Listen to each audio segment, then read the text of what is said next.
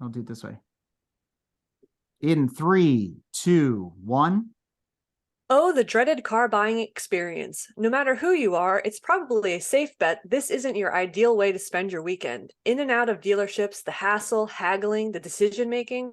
When confronted with car buying in today's modern world, there are just so many more choices besides make, model, and what color do I want. Now it's which power source do I want? To what level does it drive itself? Which creature comforts and gizmos are available for subscription? Am I Apple or Android? Even before so many choices, men and women have traditionally approached this experience differently for a multitude of reasons, some spanning use cases, from the mom van to car enthusiast. Today, we will be diving deeper into what should I buy from a lady's point of view, focusing on the new car buyer versus car collector demographic, and even more specifically, EV buyers. Our group of extraordinary petrolhead panelists range from veteran car reviewers to prospective buyers, as well as ladies already living with EVs. We're here to explore what to look for in today's EV car market. So without further ado, joining us tonight, we have some returning Break Fix guests. Please welcome Sarah Lacey from A Girl's Guide to Cars, Carolyn Ford from the Tech Transforms podcast, Grand Touring Motorsports Club members Emily Fox and Chrissy Crutchfield, as well as special guest Kat DeLorean from DNG Motors. Welcome to the show, ladies. Hello. Thanks for having me. Hello. Thank you. Hi. All right. Thank you. Yes. How's everyone doing? Good. Good. On this Wonderful. Lovely evening. Some of us experiencing feet of snow within hours and others summer weather. Nonetheless, we're here to talk cars. So I think we should have a small get to know each other moment, since this is, I think, the first time most of us have seen each other or met each other. Like, where are we in our car journeys specifically? So I'll start. I am not an EV car owner. That's what our main focus of discussing is tonight. I am, in fact, not even a new car owner. All my cars are aged, if you will. Eligible for historic tags, right? Yeah, I got one on historics already. Another I could put on historics this year. And That's my your daily daily. driver, I can't put on historics, but it would be ready in 2 years. So, Chrissy. Oh, go ahead, Kat. Yeah, I'm right there with you. I don't have an EV or any real new cars. I think my newest car is 2017. I've owned a hybrid before, but all of my cars are internal combustion. Nice. I am not a new car owner either. My car is a 2016, but I did buy my son for his first car a hybrid. And it was he's still driving it right now. It's a 2005. It had, I'll have to ask him how many miles. I feel like it had almost 150,000 miles on it when I bought it. And I live in Utah. We just got dumped on with snow, like 15 inches. And he gets to where he needs to go in this little Prius, which always shocks me.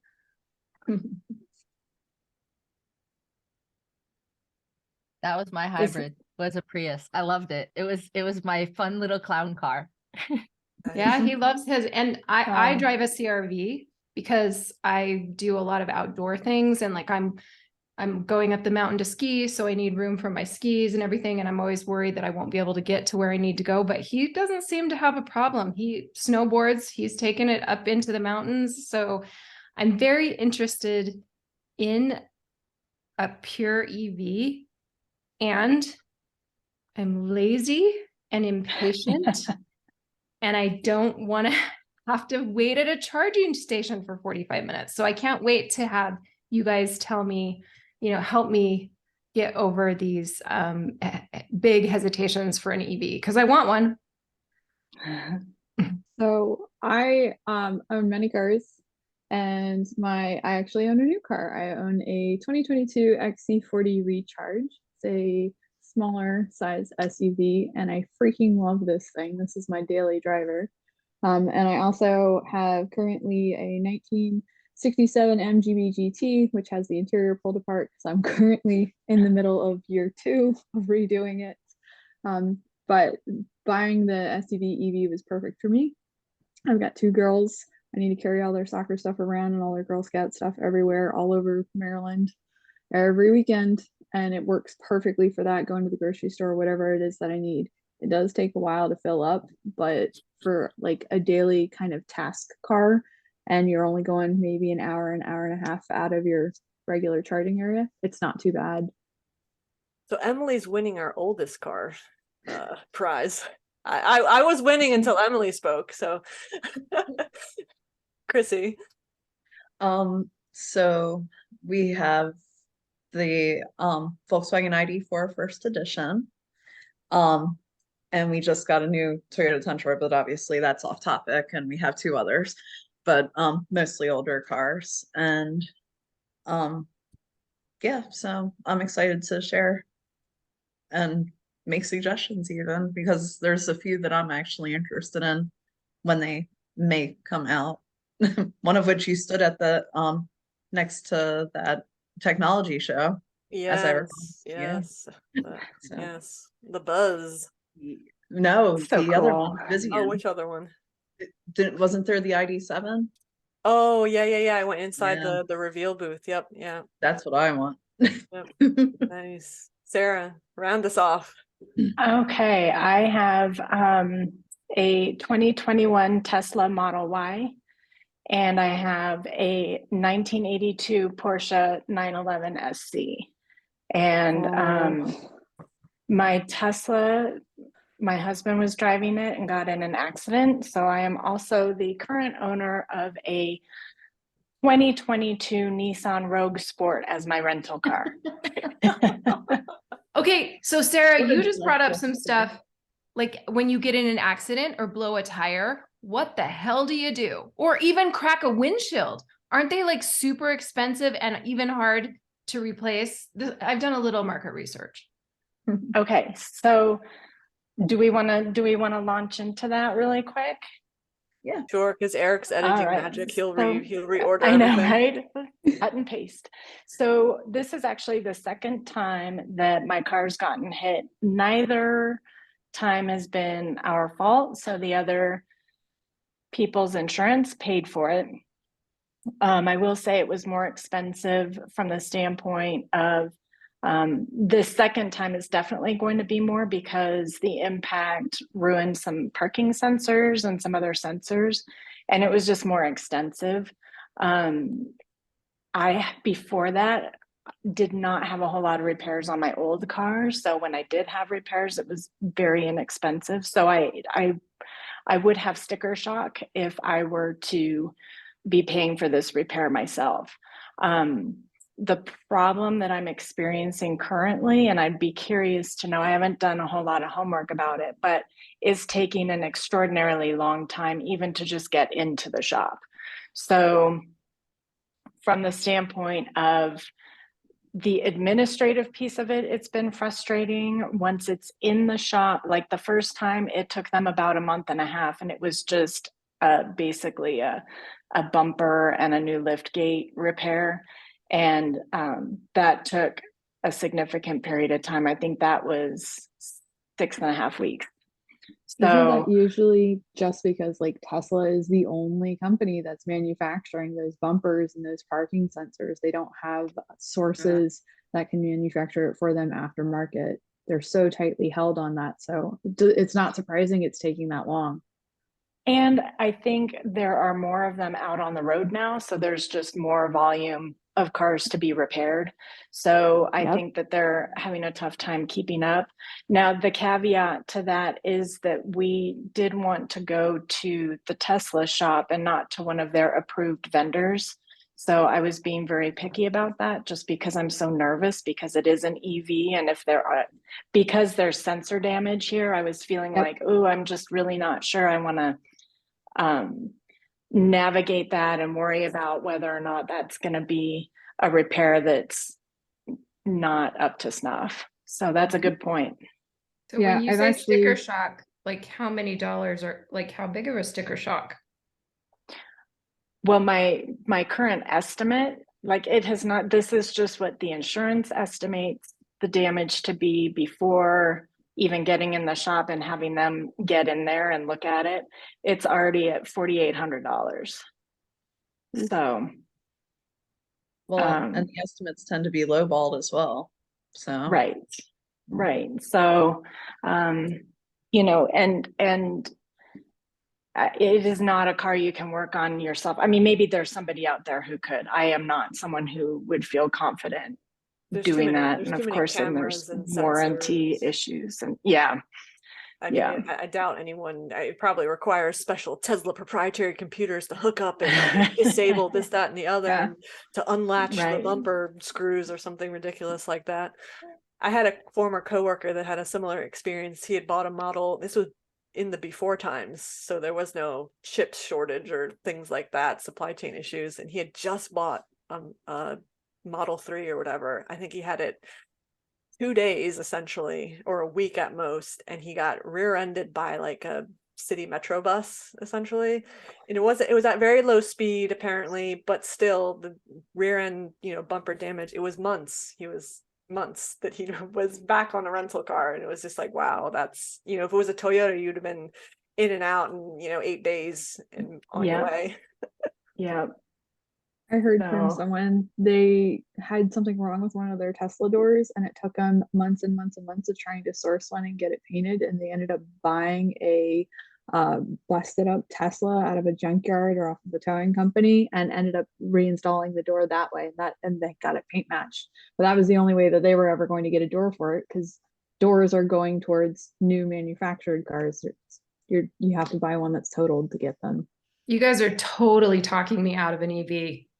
No. There's so many options. Tesla is not the only one. So let's circle back to her criteria a little bit for a second as we dive into this.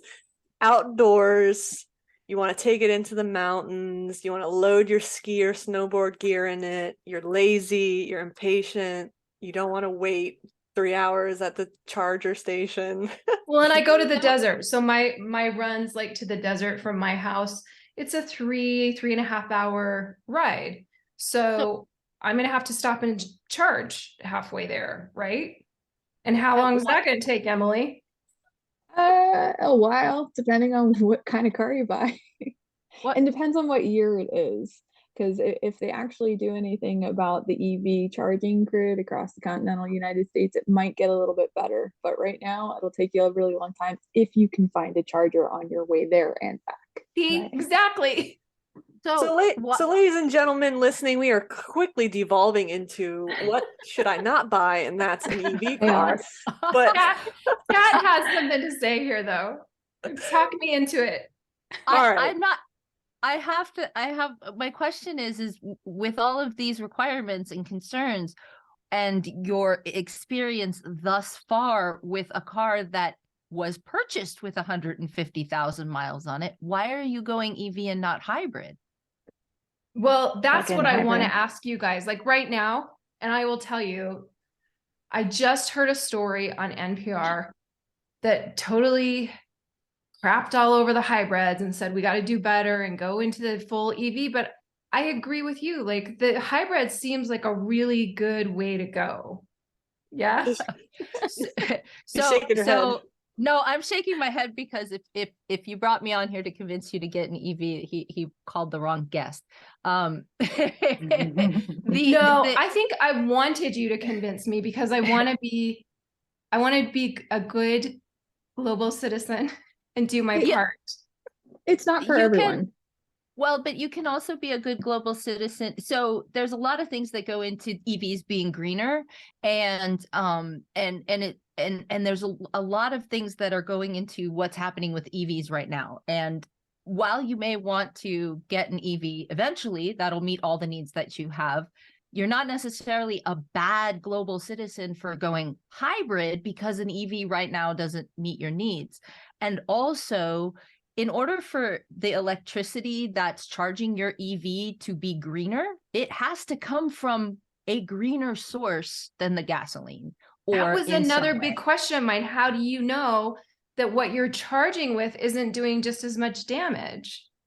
If you want to be a good steward of the environment, work to offset the carbon you use until you can get something that can be a fully neutral vehicle. Don't try and change your entire life just because you want something that will, everybody else will look at you and go, "Ooh, look, she's doing great for the environment." Well, and I Great way think of that putting that it. speaks to the idea that, there's a discrepancy between what is available and what people can manage in their daily lives. And there is something to wanting to speak via your wallet. I'm going to purchase an EV because I know that maybe everything I want in an EV isn't there yet, but I want to push that forward by purchasing an EV or a plug-in hybrid at this stage of the game. So there's a lot of gray area to consider for this. And I do think that your feelings are valid, that yes, you do want to be a global citizen, and recognizing that it's not maybe 100% the right choice for you right now, but it doesn't mean that you can't also find something that bridges that gap. And day to day, we're just seeing so many more models. We're seeing so many improvements in infrastructure, but there's still a lot of work to be done. Charging stations are tough. Understanding and being a consumer in this environment is tough. We all have to become electrical engineers all of a sudden. It's a very early time in this in the life of EVs, and so you have to be patient with yourself. And unfortunately, you have to do a lot of homework. Speaking to your part, I don't want you to lazy shame yourself. It's just a lot of information to take on right now. I have a Yep. question about the environmental impact of EVs. So I buy an EV, and let's say I buy I think it was a Chevy Bolt, which is about $20,000. And in 8 years, with an internal combustion engine, I would have turned around and sold that car, or a hybrid with 150,000 miles on it, and it would have continued to live on. But in 8 years, it's going to cost somebody who spent $20,000 on a car $15,000 to replace the battery. So you're creating a bunch of throwaway cars while harvesting all of the lithium from our planet and these toxic chemicals that create death napalm when they catch on fire to save the planet. You're That's- who I needed to talk to. And I feel that's- better about myself. Yeah, I'm telling you that I am not the person to convince you to buy an EV. Also, our electric infrastructure can't support our air conditioning. Do you guys know what happens when you bring 3 electric Cadillacs into a dealership at once? You can't plug them all in, or the whole dealership goes dark. It's not just the charging stations. We don't currently make enough electricity to support every single person plugging a car into their house. So we can't push EVs for every single person when there are other options that we had available to us to put our research towards, and they're not available for us to buy now. And I have feelings about the fact that they're going to be. So what's the hybrid Well, I should buy? let me speak to that. Let me speak to that really quick, because I feel like too, that is yet another piece that's moving along. It feels like a snail's pace for a lot of us, but I was at the Chicago Auto Show last week, and there was a woman there from Con Ed speaking, and she was talking about how, what we have to remember is that people aren't going to plug in necessarily. Every single person isn't going to plug in every single night and crash the grid. Granted, she's in the Midwest. She's not speaking from the standpoint of someone in California, where you have to manage things like brownouts and whatever. And one of our writers on our website, she just bought this really cool solar generator. So in the event of a brownout, she's still going to have the option to charge her car from the solar generator. So it's yet another piece that we're seeing a lot of development taking place. And, I think it's important that we recognize too, that kind of information and those things change on a day-to-day basis. So I shouldn't say day-to-day, but month-to-month basis, things are changing, they're figuring things out. we still don't really know for sure how recycling these batteries is going to work. And we don't know for sure what that cost ultimately will be. We're facing a massive, massive phase of early adoption. And we just really haven't seen that on this scale. So it's hard to know. Well, we're not creating throwaway batteries. We're creating throwaway entire cars. That's my problem with it. It'd be one thing if we were just causing an issue with recycling the batteries, but it's causing the cars to be and something we just toss away. And also, I don't know how much people on this call know, there is in existence a hydrogen peroxide engine that was developed and quashed because of EV policymakers. So again, I have very, very strong feelings about what's happened in the EV world. And when it comes to what you should buy, you should do what works for you. So you like to go to the cold. That's another thing about EV. Your battery drains. Think about when you take out your phone, or think about ghosts. Or it's like, oh, it gets colder and my battery drained in my thing. So you have to consider your life right now. And when it comes to what you buy, feel good about what you buy. So you're asking what hybrid you should buy. That should be based around what is it that you like to do and what's going to fit your needs.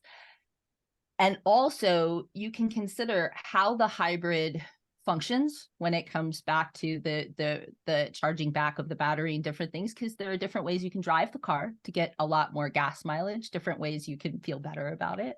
So the question I would have for you is, you described that you want to be going skiing and making these long drives. What's more important to you?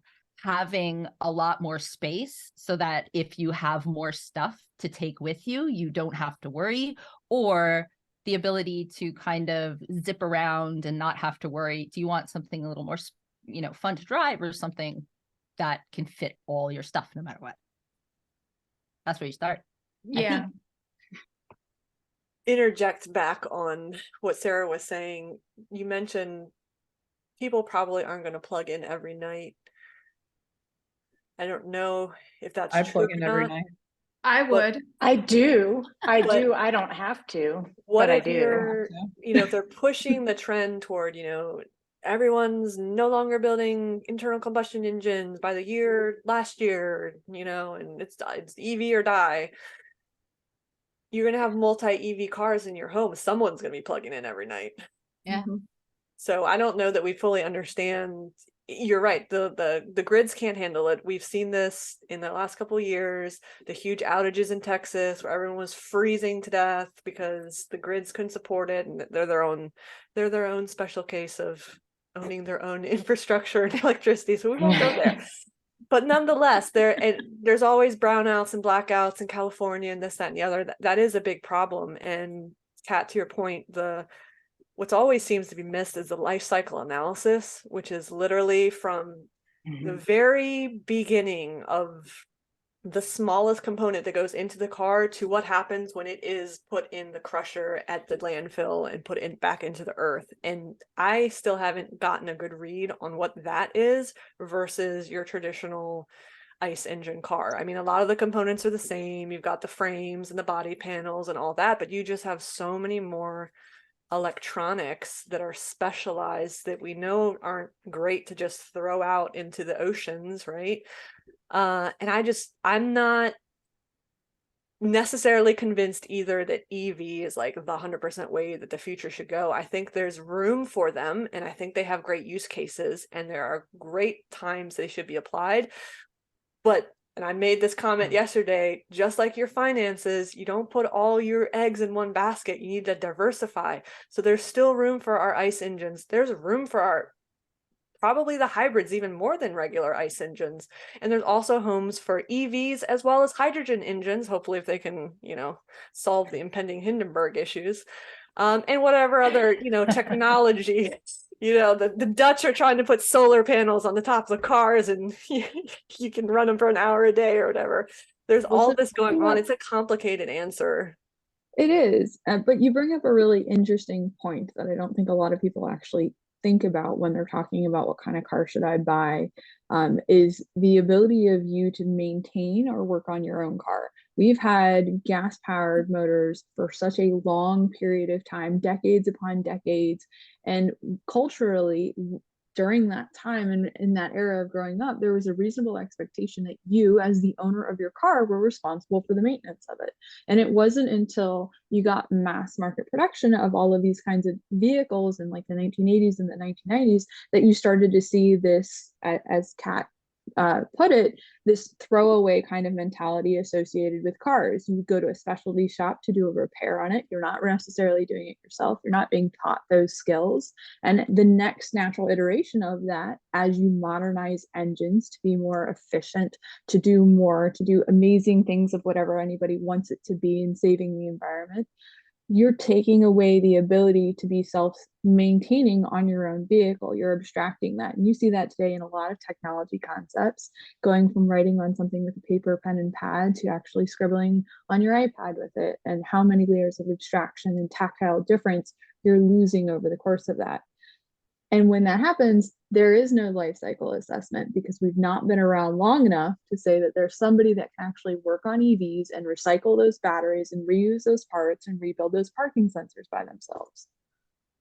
Well, and then it's an uphill battle, because there's for years now, actually, I think there's been groups that are trying to advocate the anti right to work, that you're not allowed to work on your car. You have to go bring it to a service station or auto dealer, whoever it is. I hate right? that.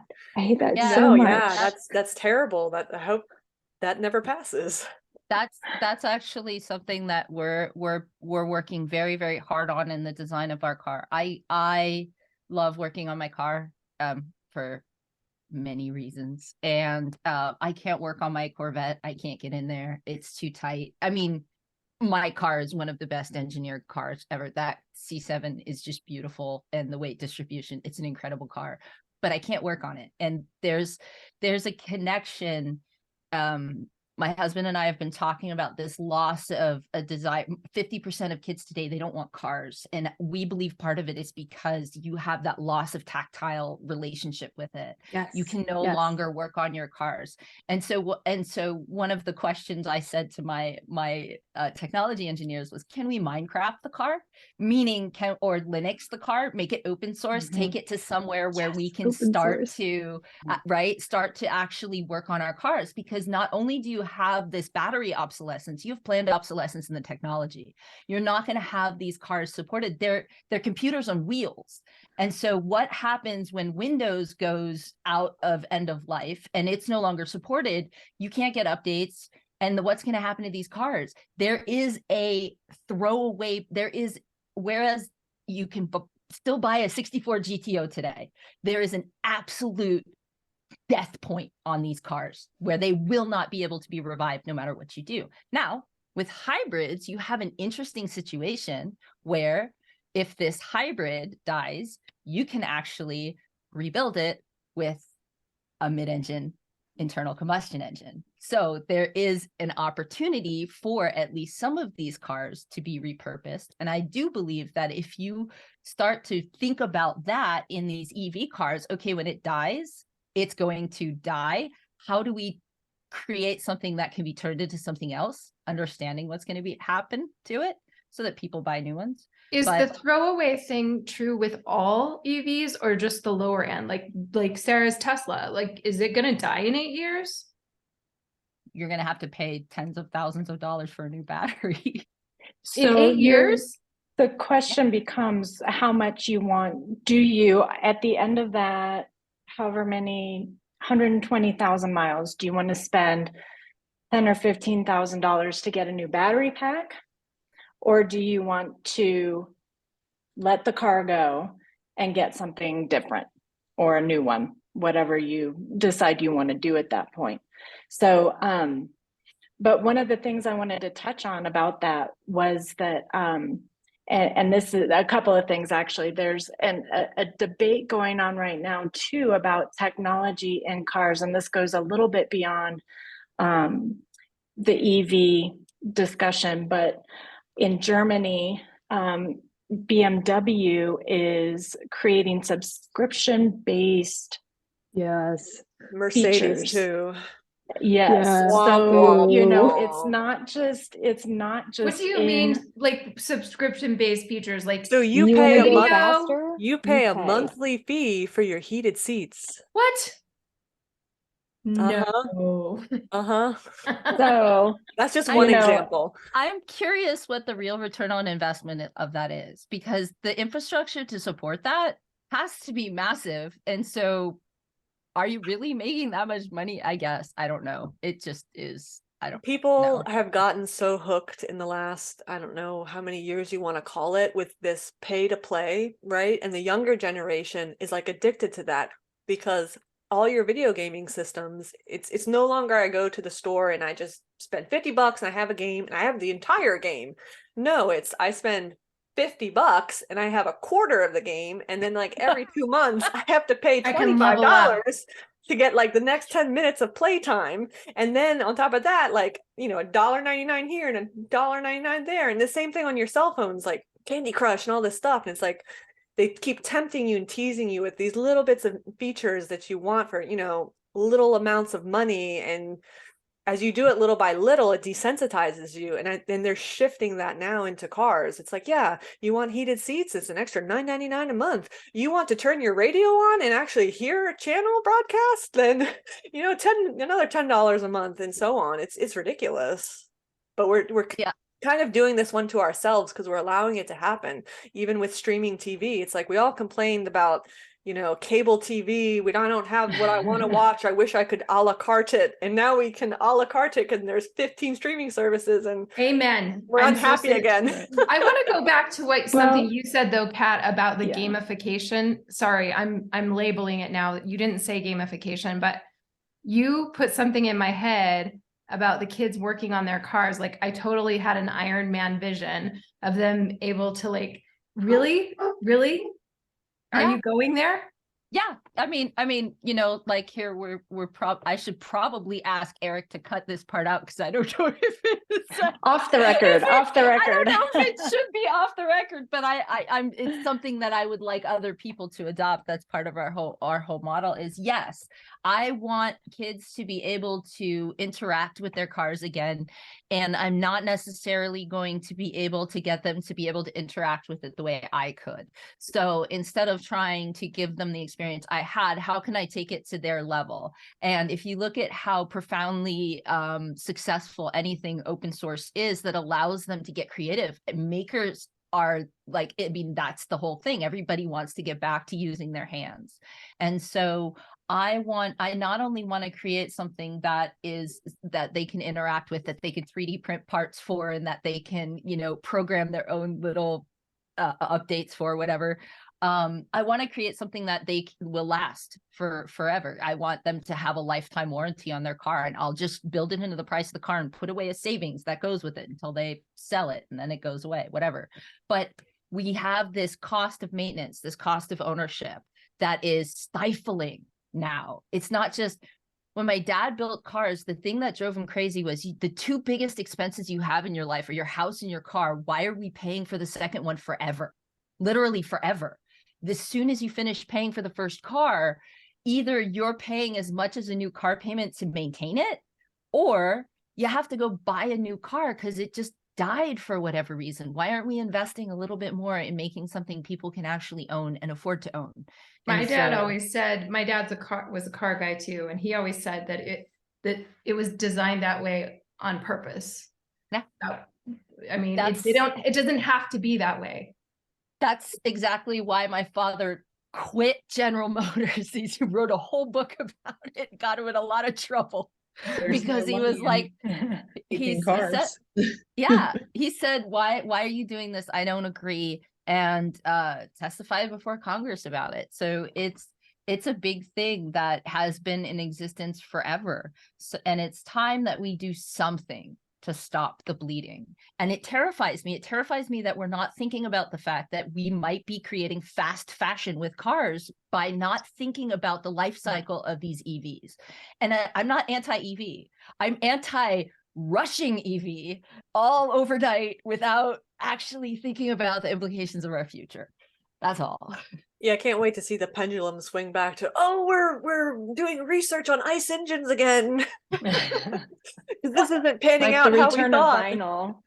What people don't understand about internal combustion engines is it's internal combustion. That's not internal oil burning engine. You can actually create, you can do a lot of different things. What if you use some of the new carbon capture technology? There's carbon capture technology that now prints carbon fiber. Stick it on your tailpipe and spit out carbon fiber and print a new car. I mean, Okay. like, there's so many different things. Kat, you're blowing my mind because now I'm sorry. I'm thinking about Back to the Future and your dad's car, and the professor put garbage in it to make it go. So well, okay. So did you know that there's an acid that if you put an aluminum can in it, it turns to hydrogen gas? And I literally said to my husband, "There you go, Mr. Fusion. Build it, make it happen." But that's what we should be looking at, is alternatives, not just the one. We should be looking at what are different fuels that we could use that could maybe balance things out. There's also, my father was when he was building his car, he was investing research into a Stirling engine, which is fascinating. So are we looking into flywheels and kinetic engines and gyroscopic technology, different batteries, all So sorts cool. of different, which that right? brings up a question for me. Here's going to show my full idiocy. With the hybrids, why can't an electric engine, why can't the kinetic energy of just moving recharge the engine? Why do we even have to have a hybrid? So that's a fascinating, wonderful, amazing question. And it has a lot to do with the energy required to actually push the car forward in different situations. And a great way to answer that question would be to, I think, drive with your son in his Prius, because they have a screen that I was obsessed with and I could watch all the time. You can coast and watch it recharge your battery. Yeah. Or yeah. So we haven't quite gotten to the point yet where we can generate enough power, but we've done a lot of research into that. And that's one of the things that actually my father and I were developing an engine that was based on the Stirling engine concept that would go from New York to California in a teaspoon of gas. It was hybrid, but it would only use a teaspoon of gas if you never shut the car actually off. So it's possible. You just needed, up until this point, it was a lot more difficult, because in order to do a lot of that, the computer efficiency, the programming, the timing has to be so specific and powerful that we hadn't quite gotten there yet. But technology has gotten to a point of where we're probably going to see some of those engines coming in the near future if we don't spend all of our research dollars on EV. See, I thought you were just going to say, because Carolyn's science, that's why you can't do it. So no, you Well, can. You can do it. Well, Yeah. I would be remiss if I didn't speak for Eric, since he's being very good about not interjecting. He's dying. Alternators on all the wheels. Yes. Yes, that's actually part of what is in the design. That actually I believe is part of the design in the engine we were working on, Eric, because that's important, is the 4 independent alternators in the wheels generate the power. All right, so let's circle back a moment. So, Carolyn, how familiar are you with all the different brands of EVs out there on the market right now? You know of Tesla, you know the hybrid that's the Prius, but full electric vehicles. Do you have knowledge around what your options are when you're trying to make this decision? Not really. I mean, I test drove a Tesla. It was really pretty. I liked the lights. I did not like when I would take my foot off the gas. It was like stepping on the brake. Didn't like that. And I've been that's in the best. Okay, well, I guess you get used to it, Emily. I was like, wait, what's happening? It was fun to drive. And I drove a Genesis, but I forget what kind of car is that? Hyundai. That's the brand. Okay. Well, I It's did the that. luxury arm of Hyundai. Correct. There you go. Okay. Also fun and very pretty. I liked the little ball thing in the middle. That's about all I know. All right. So There's a lot that are in out the there. year 2023, available, and I didn't fact check this number, but I at least have a list of 43 different EVs that are surprised. available, and it spans, and probably you don't want a GMC Hummer, but nonetheless, there's a Hummer, there's Ford, there's Rivian. Those are going to be pickup trucks. You've got various different Audi models. You've got the outrageously priced Porsches. You've got Jaguar has an entry, Volvo, Emily has one, Cadillacs, BMWs, you know of the Genesis already, Tesla, of course, the Nissans, because Nissan Leaf has been around for a while, right? They've got a few other models as well. You've got Kia, this has entered the fray for a while now, and VW, got the ID4, the new ID7, all that stuff. Toyota obviously is in the mix. They Actually are going to be building EVs in a Kentucky plant, I heard. Breaking news. I'm really impressed with the Prius. Like I said, my son's Prius is almost 25 years old, and he's driving it in Utah cold, in Utah snow, and it's still going. Same battery. Yeah, when they came out with that car, when they first came out with it, my dad told me to go buy one. That's why I ended up buying one. He said they are selling this car for less than what it cost them to make to get this technology out there, and he was really impressed with how I loved that car. I loved driving it every day. It was so much fun and very well made. So yeah, I mean, I would consider the Toyota hybrid just because I've been so impressed with the Prius. That's the one that I would lean towards, but it would need to be bigger because I got an 85-pound dog that takes up half the car, and then I got the rest of my gear. So, well, the new Priuses actually, they have bigger. Have you seen the bigger Priuses? Yeah, they have new bigger Priuses. They have like little mini SUV, and the new one is so beautiful. Like it's actually it got all kinds of press coverage for being how much? Just really cool looking. I don't know. Actually, we can find out. See, but there again, I will go back to the whole maintenance thing. Like if I blow a tire, if I crack a windshield, am I 6 weeks out like Sarah? I mean, honestly, no. these days, you're paying an arm and a leg if you crack a windshield, no matter what it is, because these windshields with the fancy sensors are like ridiculous. Well, my CRV just has plain glass. Yes, I like that. Mine do too. They don't sense the weather.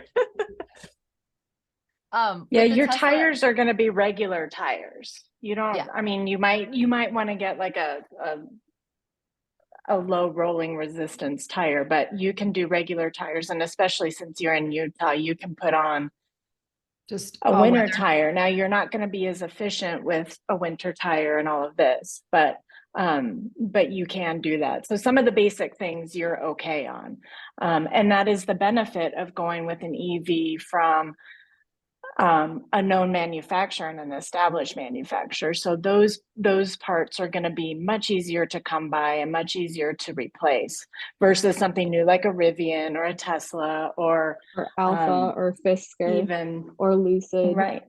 So Chrissy, because you've had regular Volkswagens, we'll call them, gasoline powered, and now you have the electric Volkswagen. Do you feel like you're in a Volkswagen when you're in the ID4? Or was it something totally different? Meaning to say, a Volkswagen's a Volkswagen, so you can have that comfort and know what you're getting. Yeah, so it's a Volkswagen, absolutely. Like it's comfortable. We like it. I still have problems with getting used to the things that the car wants to do for me. I still like to have control. So it's the worst part. Yeah. Wait, what do you mean? What does it want to do for you? Well, so to conserve energy, you're supposed to use like adaptive cruise control. And so it spaces the vehicles for you based on whatever the camera's telling you. My CRV does that too, and I don't like it. And I hate it because like even though Mike has it like sort of like as close as it can be, because yeah, we might be a little bit of the tailgaters, but People can still cut you off. well, and that too. And so it's like, I don't want to drop 5 miles per hour to like, because I'm just getting ever so slightly too close to a car. So I hate that. And I love my adaptive cruise control. It took a lot of getting used to, and it was terrifying for a while, but it's much nicer. I will say though, just generally the adaptive cruise control technology, even in EVs or whatever kind of car it is, has a long way to go before like some of that gets smoothed out so that the experience as a driver is a little bit more friendly and less terrifying and an association with whatever your kind of like principles are. But your point, Carolyn, about somebody cutting you off, that is the most irritating thing. And my dad has made comments about how much he loves cutting off EVs that have adaptive cruise control on because the driver gets all frustrated and flustered. So like it is what it is, but you can certainly disable those things. So I'm gonna I make a don't joke. drive with really any of that enabled because I don't like cruise control on an internal combustion engine. It just makes me crazy. I don't like to not feel like I know exactly what the car is doing at all times. So there's a lot that you can work on that with, but that would be something that you would want to pay attention to when you do a test drive. Yeah. What can I turn off? What can I adjust so that I feel comfortable and confident? I love cruise control. I cruise control through traffic. I do too. It's amazing. Again, lazy, my ankle gets tired, but also I will get a ticket if I don't put on cruise control. So I'm gonna just circle back. Sorry, Kat, cut you off for a second. To Emily, same question, because you've got the Volvo EV right now, and I believe you have past history with regular Volvos. So we have a lot of Volvos.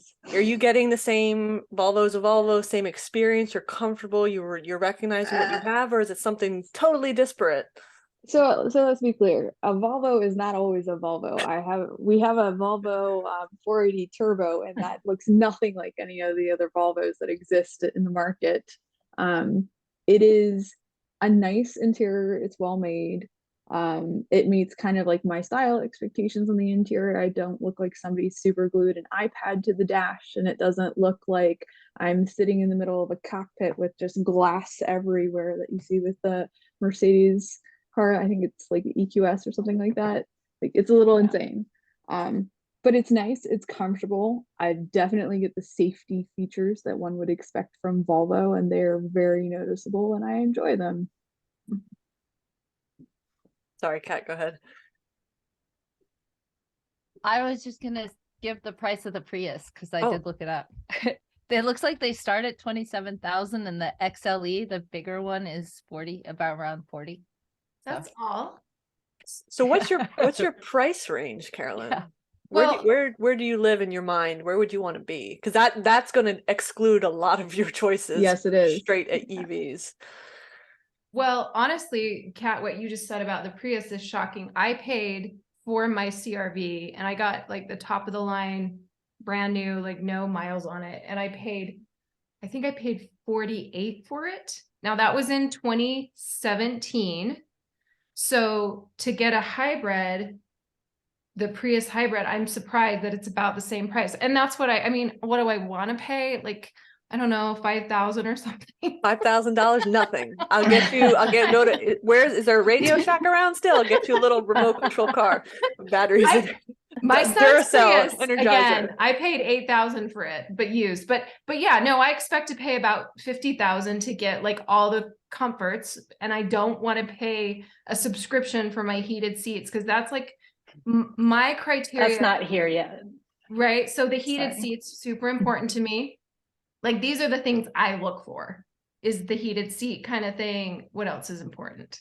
So you have narrowed my field of 43 significantly by saying you want to be, we'll call it in between 40 and 60. How about that? Mm-hmm. There's a chunk of cars that sit there. And then I think the next question has to be, based on your passions and hobbies and use case, how far do you want to go on a charge? Because that's going to narrow your window even further. Yeah, I want to be able to go on one charge. Well, it's not fair because I do stop for gas halfway. There's a place in the desert that I go to fairly often. It's about 3.5 hours from here. So I don't want to stop and charge. If I could stop and charge as fast as I could fill up with gas, no problem. But I'm not going to stop and charge for 45 minutes. So let's say you need to at least hit a 300-mile mark. Yeah. In the $40,000 to $60,000 range, we've narrowed it down. That's a small group. To 7 cars. And it will fit my dog. There's 7 that will fit the criteria. I've got the Mach-E, the Ford F-150, that'll fit your dog in the back. The Cadillac Lyriq, the BMW i4, which I don't think would fit your dog.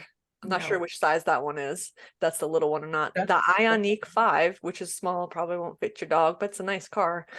The Aria, which is the Nissan, and then the larger Kia EV6, which apparently we just learned costs less than the Ioniq 5. Well, but I'm also very concerned about what you've brought up, Kat. If these cars are really only going to last 8-10 years, that makes me sick to my stomach. That feels worse than burning fossil fuel right now to me. And I didn't gotten there. We haven't gotten there yet. But we also, that's what, I mean, there is no plan for what's going to happen to these cars, right? So if we're not talking about it, we should be, because yeah, that's it. It's, if we're creating a bunch of throwaway cars, what's going to happen to them? Are we recycling them? Are we reusing the parts? What's going to happen? So yeah, it's,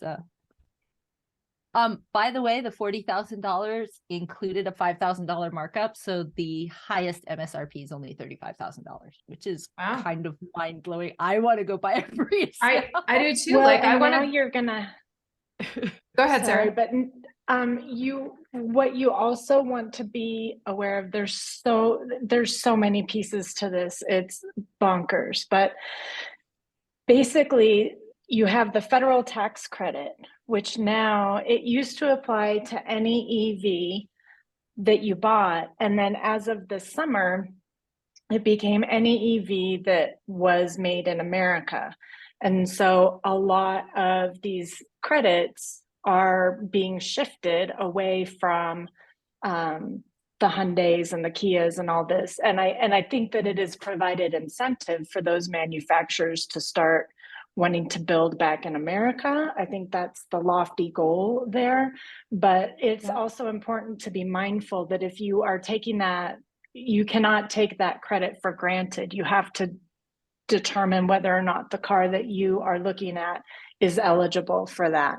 And then you might have some state, incentives and whatnot. But, it's not as black and white as we're used to everything being with just a regular internal combustion car purchase. There are more factory options. BMW's building in this country, Volkswagen, Toyota, Mercedes have plans. Yep. I think there's plans actually for more manufacturers to do that, because it is, more beneficial to be near your market. Michigan actually just started a whole initiative to try to get more manufacturing in state from some of these automotive manufacturers. So there's they're not the only ones either. This is a whole big push that's happening across the industry. That's actually the entire business model we have, is to rebuild Detroit. It's all built around bringing manufacturing back and providing jobs and taking the hit so that the manufacturers who want to keep making their own money can, and I'll just do my not-for-profit thing over here. All right, so we've narrowed your field down considerably. I'm sorry, but Kat's already convinced me. I'm going for the All right, so we're done. Switching gears. So now on to what should I buy hybrid edition. How can Carolyn, go about starting this journey, this process? Any recommendations? The dealership, is that the number one spot to go? I mean, obviously, if you're looking for new, you're going to a new car dealership. But is there any these days? Is that still have the same relevancy as it once did? Are there other means? So Aren't there- when we bought when we bought the Tundra, back in July, they actually asked us, like, they're not taking custom orders for Toyotas, and that may have changed since then. But it's basically you go to the dealer, you tell them what you want, and they'll try to get as close as they can with it. Like they took what colors we wanted, what features we absolutely needed. And it's like, hey, we've got this coming in on the truck in the next couple of weeks. Does this work for you? And I had a that's how Toyota did it. So So- very similar with mine. I ended up placing 2 orders for the same car through 2 different dealers to try to get the car I wanted because Volvo shut off the ability to build your own custom car with whatever package options you wanted and extra features. So I was talking to 2 different dealers to see which one was going to get here first off of the boat, and one of them I had a order in with Volvo USA, and that was the one that happened to come in like just a few weeks early. It was incredibly frustrating. It took about 6 to 8 weeks after I placed the order, but some people they were waiting 6 months. At least, yeah. So just like shopping for anything else, go to the store to look at it, then go home, get online, and buy it off Amazon. Yeah, that's about right. Isn't there a So, car and vending that's not machine thing? uncommon for regular. What was it? What'd you say, Sarah? That's not uncommon for any car right now. It's Mm. just been that way. But I would say that because you are looking at making a change from your current car to potentially a hybrid, some type of EV, I do think auto shows are still good for that because you're going to find that the cargo space and the seating space is going to feel a little different. So because you know how you use your space, you can't just, it's not always a thing where you can say, oh, this car has such and such cubic feet of cargo. Maybe you're carrying a dog kennel, maybe you're carrying skis, maybe you're, all of those different pieces. Say to me that maybe an auto show would be a good fit for you, and you could walk around and you may not be able to order that car just yet, but at least you can have a sense of how that's going to work differently for you. I agree. That's a great way. When I'm looking for a new type of car, and it doesn't matter the manufacturer, the auto show is the first place I go. You said you drive a CRV. Is that what you said? Yes. So the hybrid CRVs, it's 40 grand. So there you go. You could just go with the same car. Ta-da, you drive. sold. Yeah. I have to tell you though, I finished my last payment on the CRV maybe 6 months ago. It's been so nice because I don't have maintenance fees yet. And no car payment has been just like so nice. So the idea of getting a car payment again kind of makes me sick to my stomach. And you see, and that was my father's point. Why is this a thing that we are married to? Why is this normalized? Why is your second biggest payment something you just accept making forever, until the end of death? Yeah, I'm enjoying no car payment right now. Thank you. So screw the planet? No, I'm sorry. Basically, yes. Team dead dinosaurs all the way. I'm actually looking at how to convert my diesel to like used cooking oil because I just need to save the planet and save my car. The other problem in all of this that always gets glazed over too is the big bad oil. Oh, we hate them, blah blah blah. Well, the problem is gasoline and diesel, especially nowadays, are byproducts of all the other stuff that everyone's not willing to give up in life. Plastics, makeup, all sorts of adhesives, the asphalt on the road that we drive our cars on. That is all a result of crude oil transformation in a refinery.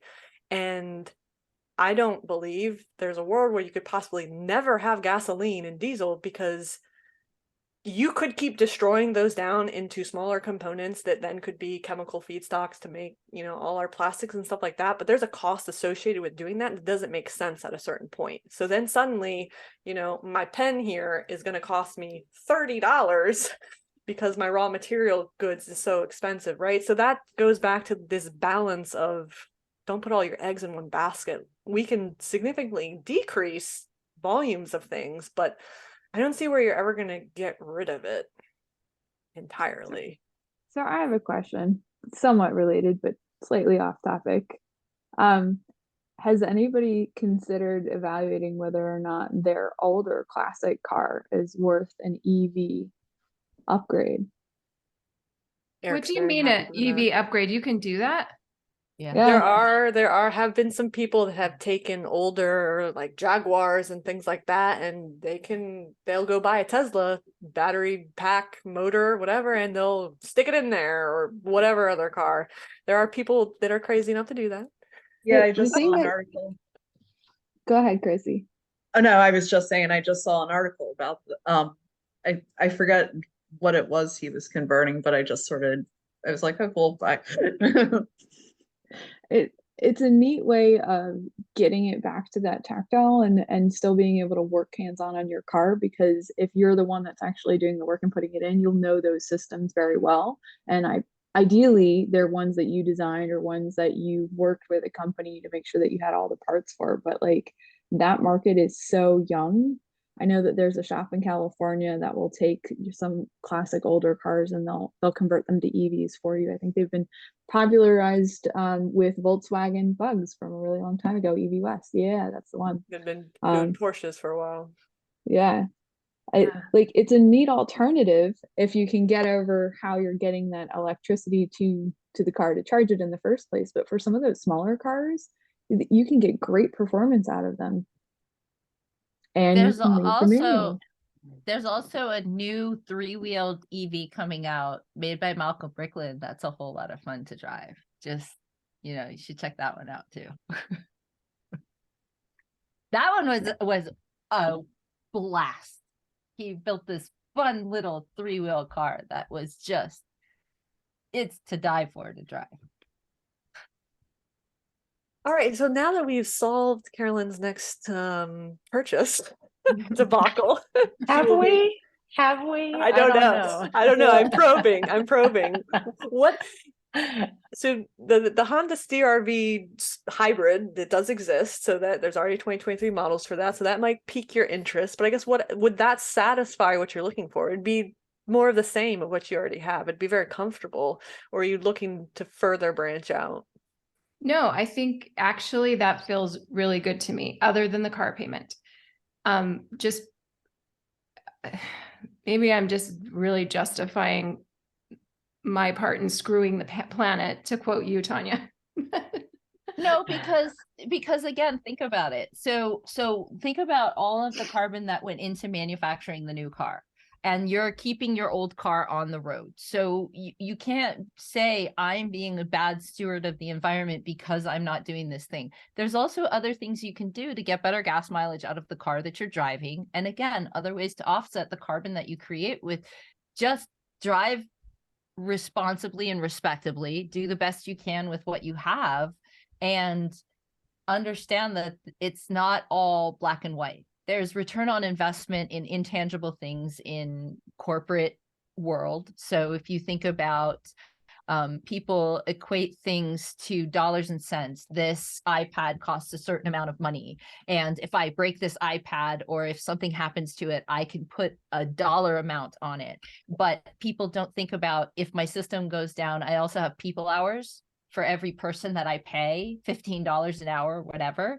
that adds up. Just like I wonder what it costs for BMW to charge people for those heated seats. They have to pay people to support them and to charge people and the infrastructure. People don't think about those dollars and cents. So it's not all black and white. Well, and I have felt really guilty about driving the car that I'm driving. It's kind of a gas guzzler. I checked it today. It averages 25 miles to the gallon. I don't feel as guilty. Like all of your points, I mean, I'm hearing you guys, and it's not black and white.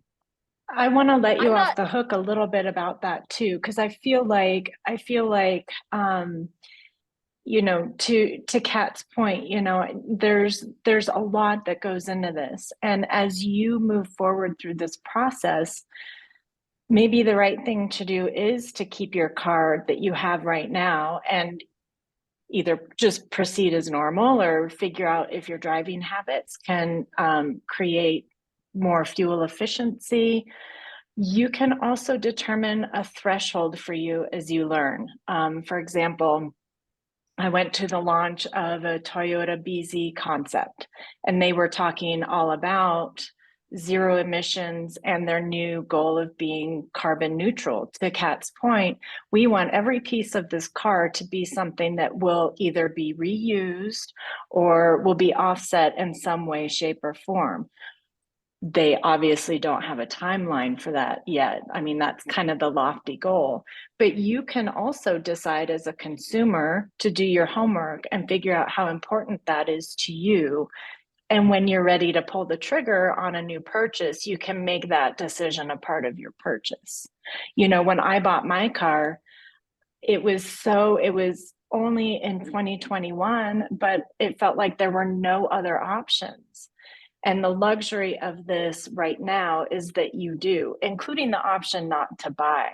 So, you can move forward in this process thinking about, what is the thing that makes me feel the worst? Is it the perception that I'm a horrible person Yeah, for that's the putting one. gas in my car? Or is it really that, I've never taken care of the car and there's a big black cloud coming out of the back or whatever? I think you need to understand that it's okay to maintain status quo. And even if you decide that you want an internal combustion engine that is more efficient for your new car, that's a good thing too.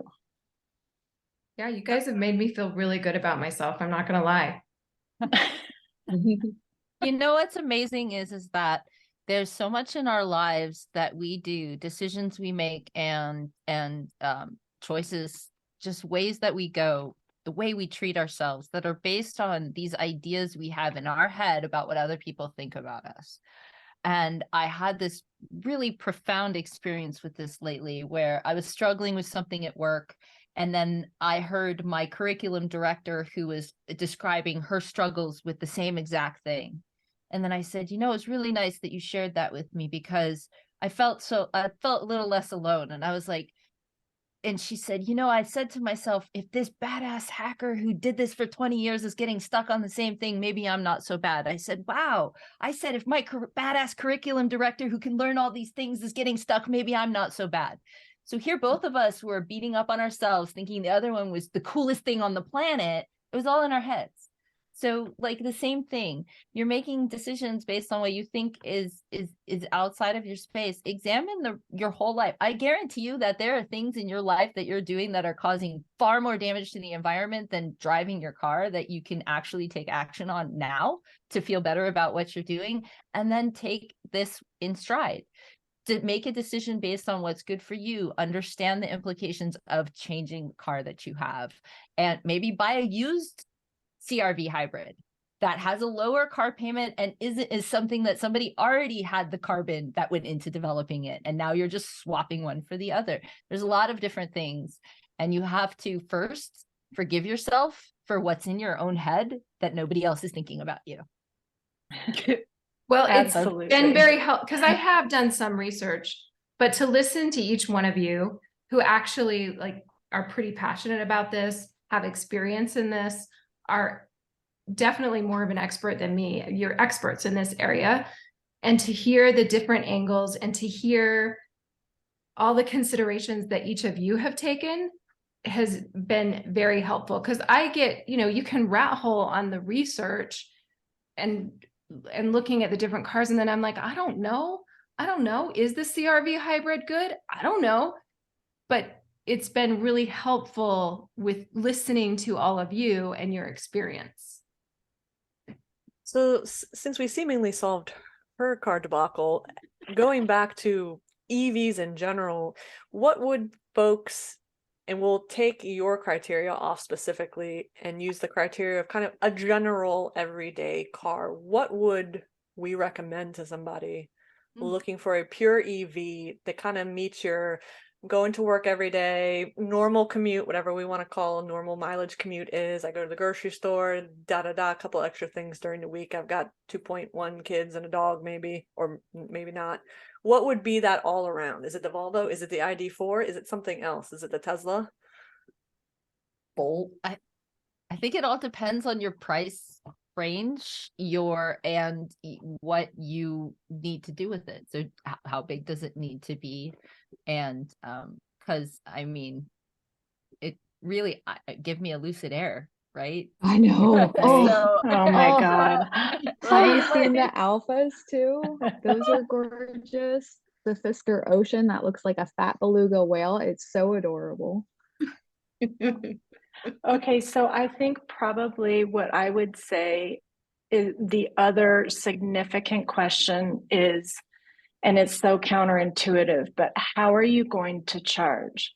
I think the Yeah. answer is different. If you are going to be able to charge at home, that's it's not wildly different, but you are going to have a different experience of EV ownership if you are charging out in the world. And it's a serious part of the EV conversation right now because so many people don't own their homes and they may not live somewhere where they can just plug in when they get home at night. So for me, that would be a number one thing you have to ask yourself. I would add on and say, do you enjoy driving?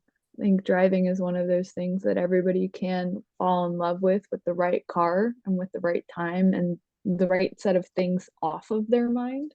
I love my XC40 Recharge and I would buy another one because I enjoy the experience. But like as of late, I'm looking at whether or not a Polestar is in my future at some point, or an Alpha or a Lucid, or something that's newer, cutting edge to kind of push the envelope of what EVs could be in America 20 or 30 years from now. Because I want to see the market do well, and I want to see us to be more economically responsible with how we're developing and building these cars for consumers. when you say Alpha EV, what are you talking about? The Alpha Motors Ace and the Wolf that they have, those are some pretty awesome things. They also have the Saga. Oh yeah, they're classic retro designs. They're beautiful. Oh, and that's Not here? talking about Alfa Romeo, unfortunately. No, sadly not. Look, oh, look at that. Aren't they cool? Yeah. They're the Thank ones you. that have the pickup truck that looks like the one from Back to the Future that Marty drove. Yes. Yeah, those are. I'm not a pickup truck person, but that one's pretty cool. Yeah, that is really neat. So, it. if I don't bring this one up, Eric will be very sad because his current answer is Mach-E, Mach-E, Mach-E. What do people think about Ford's Mach-E value for money? It's about 50,000, I think. It gets just over 300 or less. I think fully loaded, I think it's more closer to the 50,000 range. So you're somewhere between 40 and 50,000 for this. You get a little bit over 300 miles of range.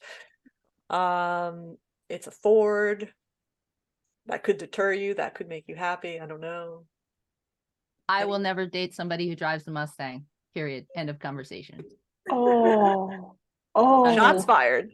That's just it. I mean, it's got my girlfriend, she would never speak to me again. So, I mean, it's an F-body thing. That's just, however, I met the guy in charge of the new Mustang launch, and on my board is a keychain because he was a fabulous man. So, there is that. But that's my response to the Mach-E. Ladies and gentlemen, the only Ford cat will own that keychain. And it was a gift. That's not true. That's actually not true, because I drive a Ford F-250. I love my Ford trucks. I love Ford trucks. So I just can't drive specifically a Mustang or date anybody who drives a Mustang. It goes back to my first car was a Z28 in the 90s, and that was the heat of the Mustang Camaro shootout. And this was like, so it's like ingrained in my teenagerdom that I can't. I must hate all Mustangs. I think the Mach-E isn't a bad purchase. It's not like my taste. Ford is Ford. If you like Fords, go with a Mach-E. If you're trying to look for an EV, they have a good range. They've got some good pep. I've seen that they handle well, but I have not personally driven one. So I'm looking at one right now. It says it's $80,000. Like there's a range from there. But it's, Of course, you find the $80,000 one. I personally really want the F-150. The Lightning. I just Lightning? passed one on Yeah. the road the other day. I got married in a Lightning version. So the Harley Davidson F-150, it was a Lightning edition F-150. So that has a little bit of something to do with it. But that's the one EV that sparked my true interest. So no Cybertruck. No.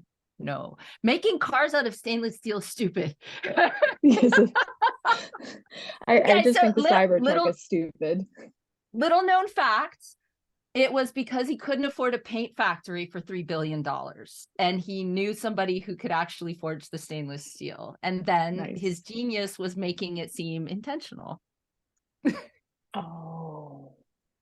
You know, who knows if that figment of Musk's imagination will ever actually I can tell you from trying to actually make one car out of stainless steel, there's no way. It's when my dad made it out of stainless steel, stainless was actually cheaper than aluminum because aluminum was only provided to the aerospace industry. So he would have made it out of brushed aluminum if he could have. It just was way too expensive.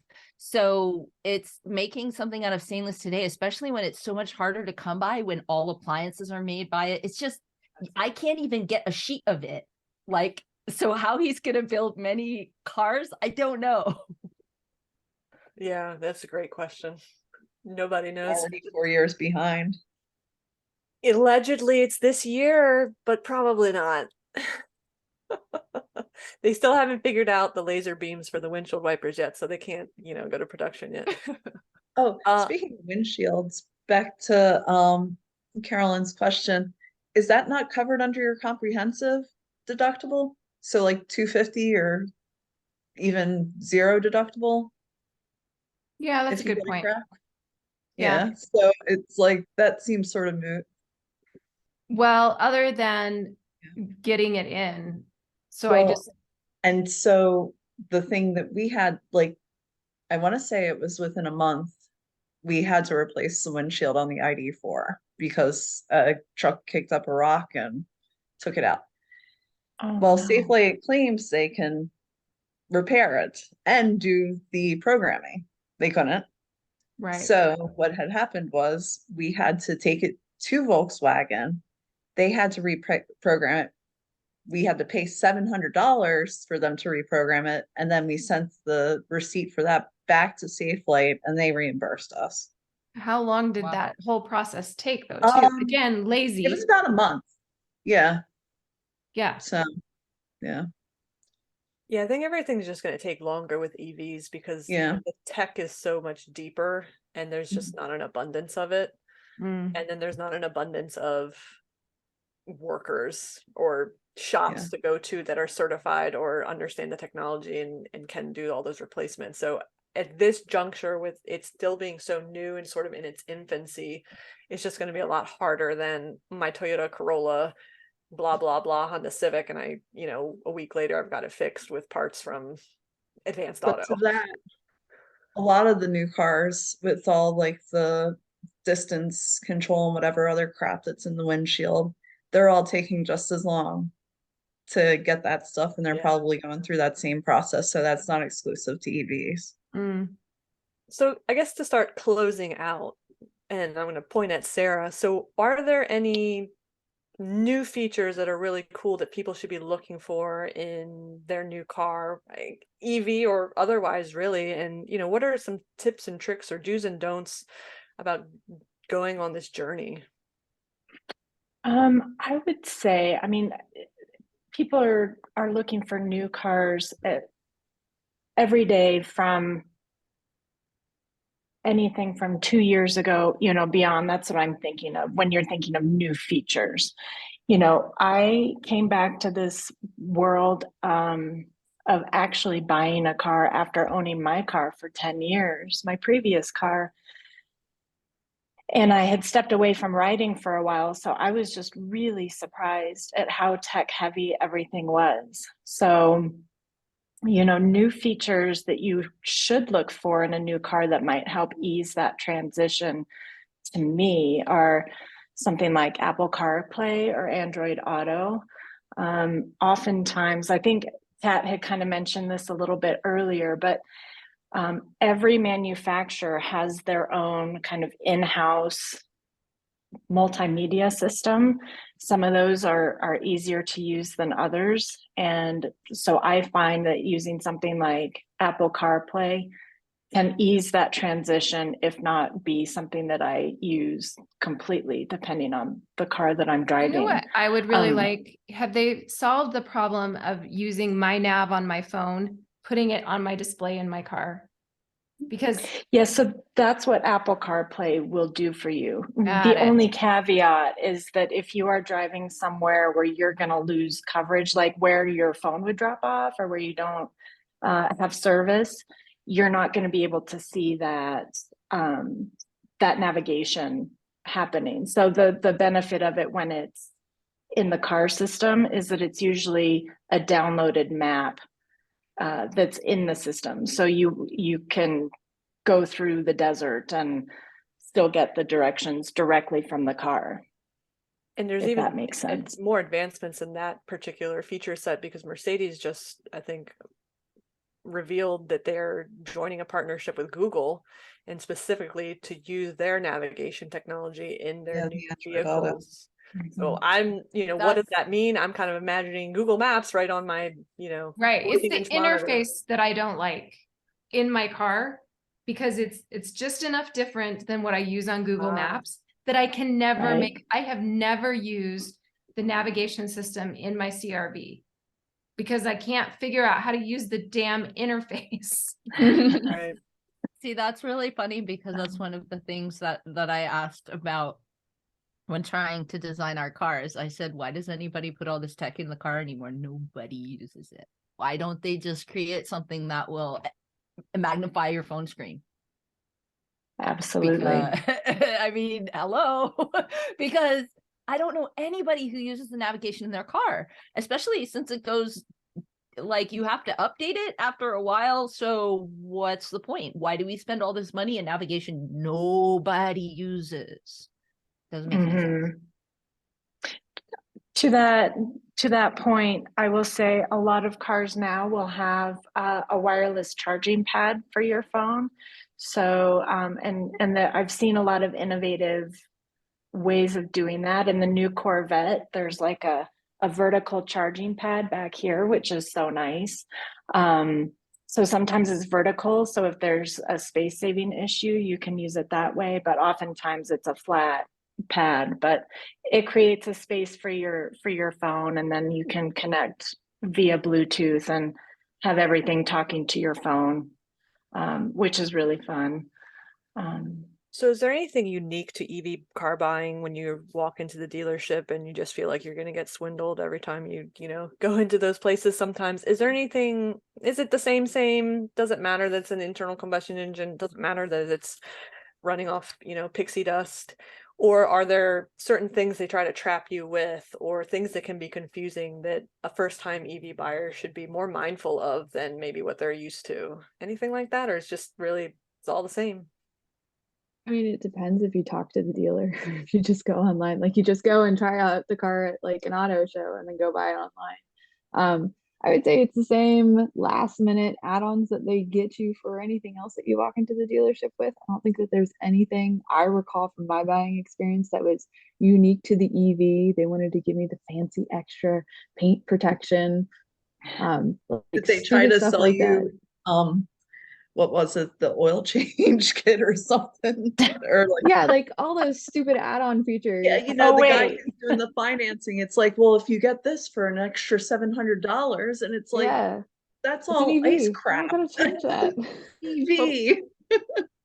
What about home charging stuff though? I would think that would be different because they'll try and sell you a home charging station, right? So I didn't get that Okay. with mine. I got a package of like credits with like charge point or whatever the other one is, like one of the popular ones, so like a free year of charging, anything like that, like a $50 gift certificate off of charge point, whatever it was. And I had taken the time to figure out what kind of charger I wanted to install at my house. Like I watched YouTube videos based off of temperatures and like how those cables wrap to make sure that, because mine sits outside, that I was going to be able to plug it in like 0-degree weather outside when it's snowing and not like fight a cable that's stiff. Yeah. You Right. are you And being aware of those types of programs, like most manufacturers right now are partnering with Electrify America. That's like That's the one. there might also be some with EVgo, but it's like get 3 free years of charging. So you want to be sure Yeah. that, you know, if you do purchase that car, that you are getting those kinds of services. Mhm. Not quite the Um, same, but sort of the same. are you able to finance your home charging station when you buy your car with the car? I don't think so, or at least it wasn't that No. way with Volkswagen. We had to Really? buy it separate, but then we got a tax credit from the state Yeah. and the Yep. Fed for the purchase of the charger and install. So Yeah, I think but that 40% back from the state just for the that's install cost. that is such a terrible barrier entry point to EV ownership. It That is. is so Absolutely. How much is a discriminatory charger? and like It tens of depends. thousands of dollars. Are you that people serious? can't afford, and you can't, if you can't finance it with your car, you are automatically shutting out an entire segment of our population that cannot afford to do the upfront cost of that. I am so do not That's like true. So I don't know if somebody answered this question. So you can get a home charging kit. It totally depends on the manufacturer. So the prices are Yep. different per manufacturer. So they're usually around $2,000, give or take. But then you also have to consider whether or not you have like the electrical foundation, like you oh my gosh, a circuit. You have to make sure that you have the ability to power that charger. Yeah, So you need the right Correct. kind of amps. Yeah, you have to have your Yep. your house redone by an electrician, which is a cost that I already assumed you had to absorb, which is significant because I had to do it when I wanted to install a kiln. And I know, and it's also one of the cost barriers. If you want to look at how much it might cost, there's a lot of information on installing the tankless water heaters. They also require the same type of power to your house. So you can estimate how much it'll cost. And it's significant because they have to actually run the power from the power line, and you'll pay more money for your meter Yeah, from so the it's power not the company. charger itself, it's getting the infrastructure to be able to use the charger. Yeah. Yeah. And So, and usually the only exception to that is if you already have like a 240 volt outlet in your garage, you can kind of retrofit that to make it work with your charger. Yeah. So now that we're tacking on an extra $10,000, $20,000 to your EV purchase, you have now moved your choice option to still hit a 50,000 target to the Chevy Bolt. It's a fun car. Actually, the Chevy Bolt has a really high satisfaction rating. Probably because it's a $20,000 EV, and people aren't like, well, Your I just standards spent. are down here. Yeah.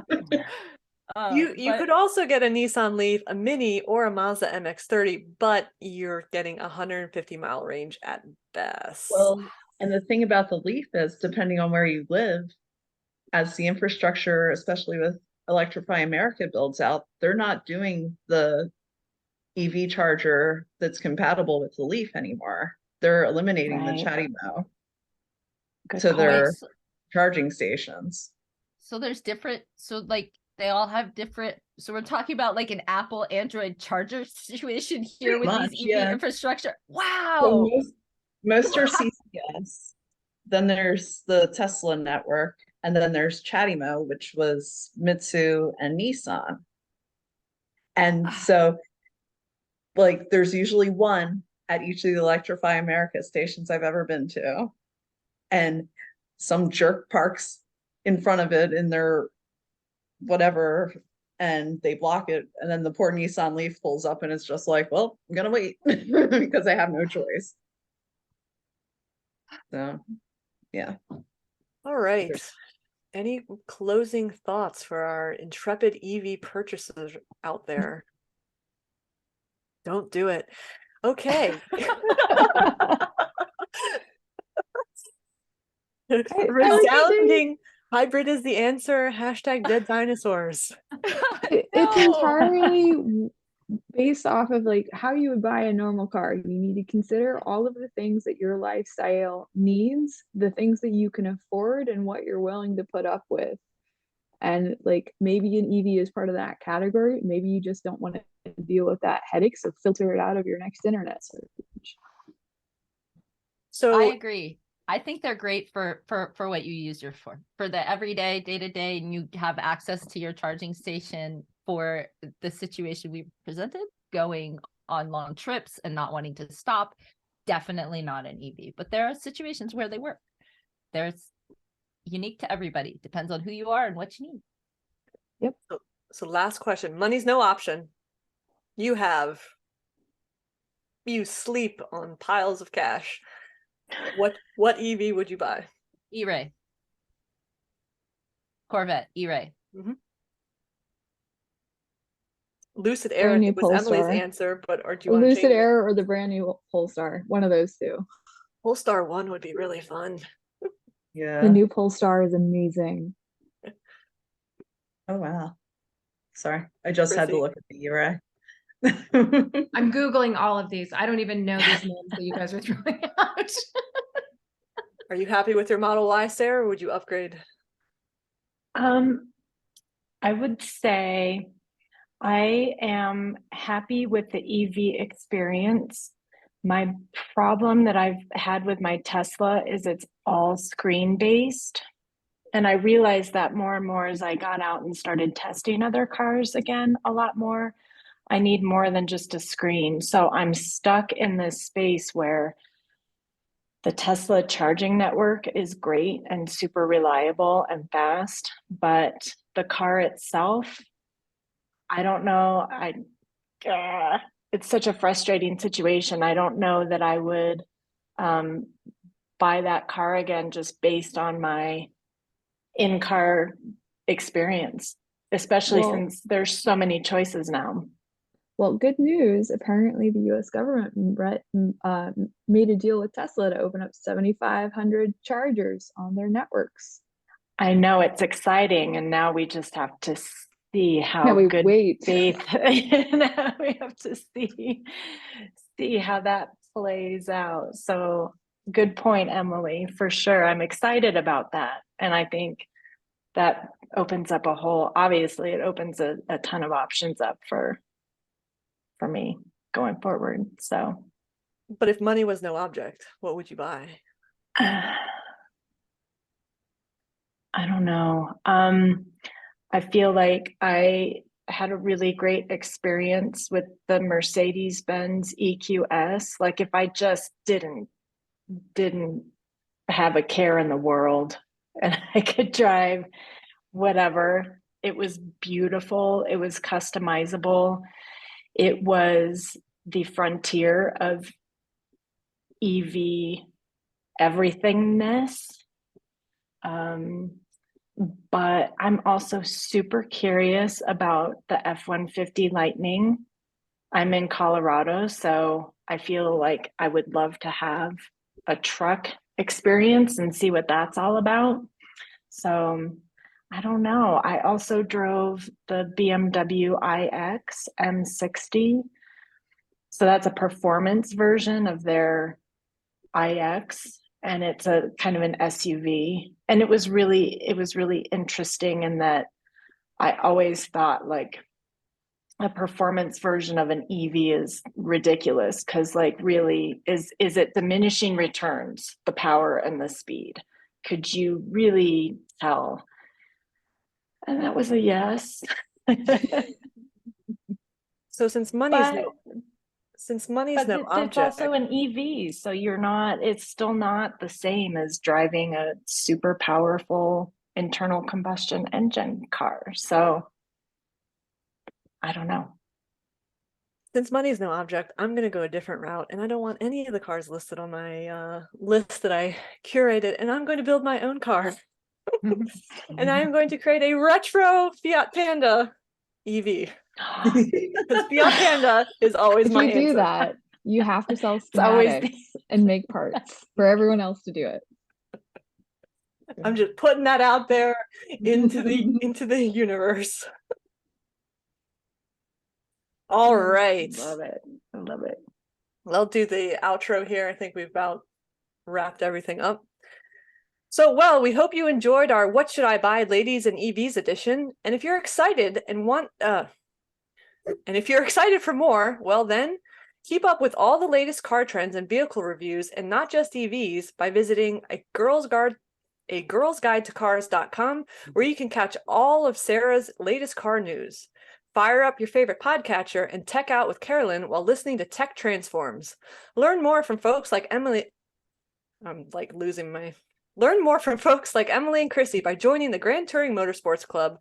And finally, hop over to dngmotors.com to check on all of Kat's progress in starting up her very own car company, and peruse the online tribute museum to her father at DeLoreanLegacy.org. Thanks again for this. I don't know what to say. You have to edit this out. My brain is turning to mush. This is where I get to do Jerry's final moment. So I I'm on know. the show. I'm like out of water. I'm like dehydrated here. Ladies, I gotta say, this has been a stellar episode. It's been awesome to watch you guys debate EVs. And you know what? I have to say, I think you did a better job than the guys normally do, where we get up on our soapboxes and pontificate about spending other people's money in cars that are absolutely unobtainable. But you know what? I learned a lot from this, and I hope our listeners did too. And if I can just add one little extra thing, I think if money was no object and I had to buy an alternative fuel vehicle, there's two on my list, one of which keeps playing the hokey pokey on me, which is the Hyundai N75 concept. And then I think I might just wait for this new supercar that's coming out, and we'll see when it becomes available as an EV. So I'll just leave it there for now. But thank you all for joining us yet again. You know, the difference between the male and all female is that I believe we were all sober. It makes a huge difference. Way to close out the whole thing by telling everybody after all that I'm making my own EV.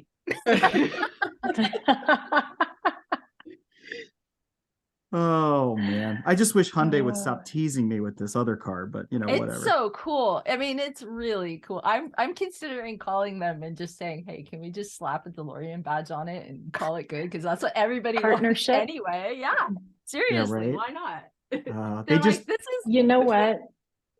I'm so sorry. I know we're wrapping this up, but there was one thing that I wanted to talk sure. about. I can always especially edit it because back in. Go ahead. Carolyn's. Oops, button. sorry. I hit the wrong button. I meant to hit mute. Continue. Sorry. I did want to emphasize that I wanted to say and emphasize that a plug-in hybrid might really be a nice middle ground for Carolyn to consider. And it's kind of the best of all worlds. You're going to have an engine, so you're going to have the safety of not having your range anxiety that a lot of people perceive as a hurdle towards EV ownership. You're going to have the regenerative braking. So even when you drive and your battery depletes, you can charge it up again.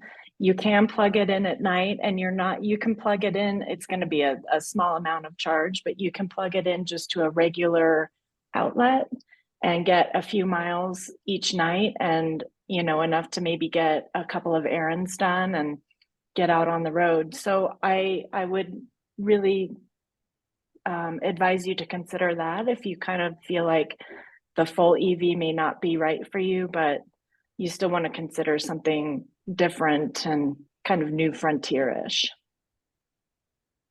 Sort of a stepping stone to EV. If you're not fully ready to commit yet, go that middle ground where you're slowly kind of getting into that EV range without, fully committing yet. Right. And like Kat said, if you have these long trips that you're taking all the time and you don't want to be sitting at a charging station for however long during those trips, it's really potentially a good option. Well, I started considering some of the things that all of you guys were throwing out. And one thing that Kat said was, maybe it's better for me to keep. It's a important consideration that I even consider keeping my car right now, because like I looked at the CRV hybrid, I Googled it while we were talking. The gas mileage, I don't know if the gas mileage on the hybrid justifies getting a new car. It's not that much better. It's better. It's not that much better than the one that I'm already driving. So do I, So move my to a new viewpoint, car? Go ahead. I would do my viewpoint on that is you will never justify a new car purchase if there's nothing already wrong with your current car. If Right. your current car died, then you have full justification. Everything makes sense. You need a So new car. true.